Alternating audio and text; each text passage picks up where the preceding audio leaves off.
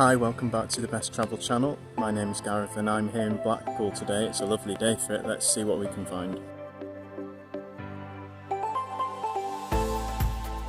This is Blackpool's high tide organ. When the tide comes in, it pushes water through several organ pipes attached to the sea wall. This then causes curious sound to be produced. It serves no other purpose than as a piece of art, but there are very few in existence, aside from one in San Francisco and another in Zadar in Croatia.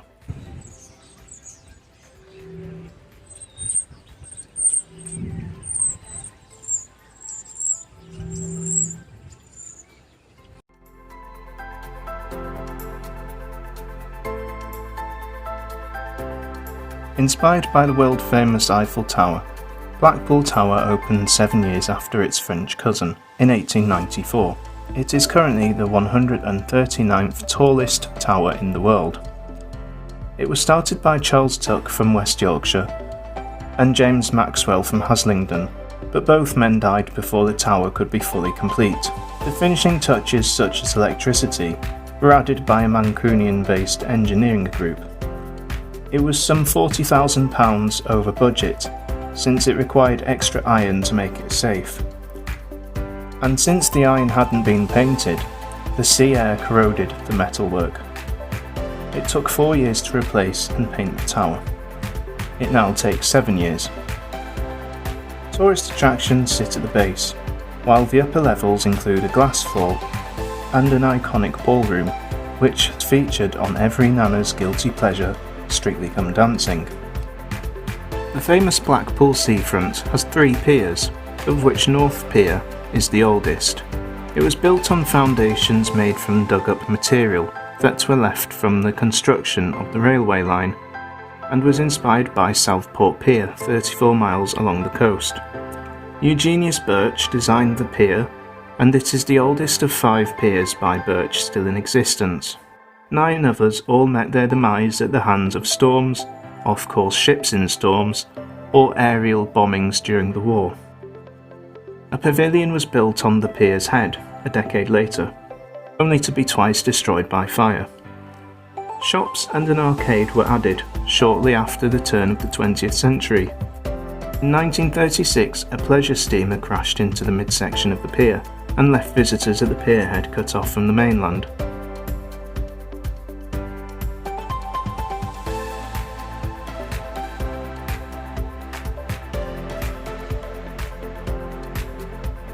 "1894 was a busy year in Blackpool, and a busy year for Frank Matcham too. He was the architect of Blackpool Tower's ballroom and the Grand Theatre. He was a building apprentice when his father-in-law and employer died, and this led the 25-year-old Matcham to complete his first solo project in Elephant and Castle. Matcham's work in Blackpool was critically acclaimed. The man, however, was disliked by some within his own field for only being an apprentice. Haters aside, the Grand Theatre's lack of columns in the main hall and its domed ceiling meant audiences could have an unobscured view of the stage, and the sound quality was much improved. The Grand Theatre diversified, moving with the times when sound films became popular, by doubling as a cinema during certain seasons. However, with television sets becoming more affordable and mass-produced in the 30s to 40s, the Grand Theatre showed signs of struggling and faced demolition in 1972, just as Blackpool Tower had in the 1920s. It was grade listed that year and continues to be a theatre.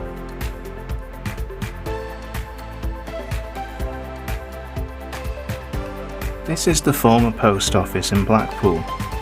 As you can see outside, there are several K6 telephone boxes, just like in Preston, but in slightly better shape, I must admit. Completed in 1911, Blackpool Central Library showcases Edwardian Baroque architecture and an art gallery.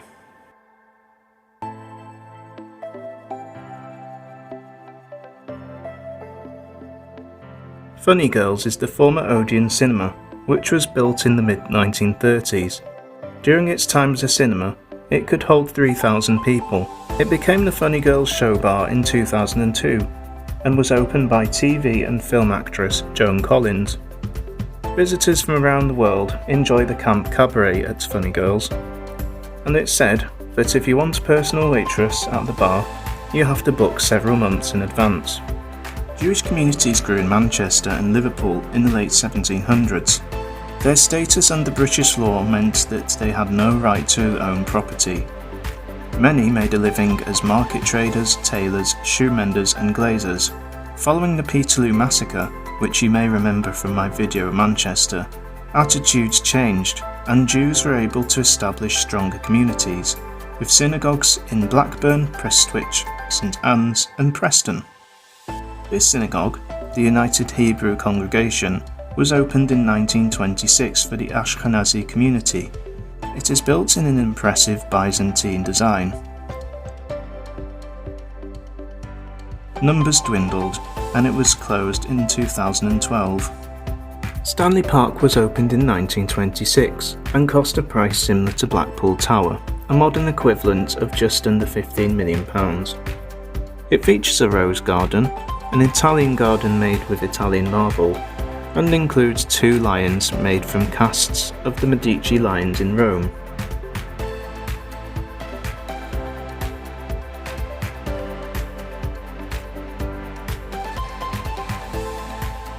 I end my tour in this miniature village, next to Stanley Park.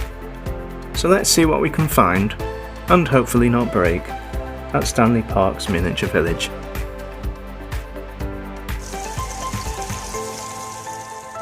Did you know that miniature villages go back to 7th century Japan?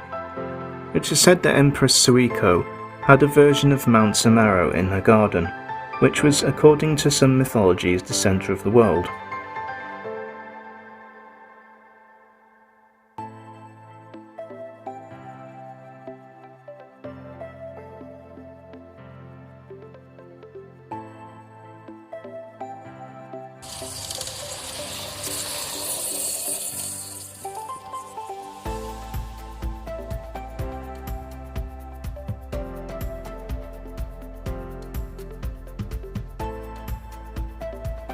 Well, that concludes my tour of Blackpool today.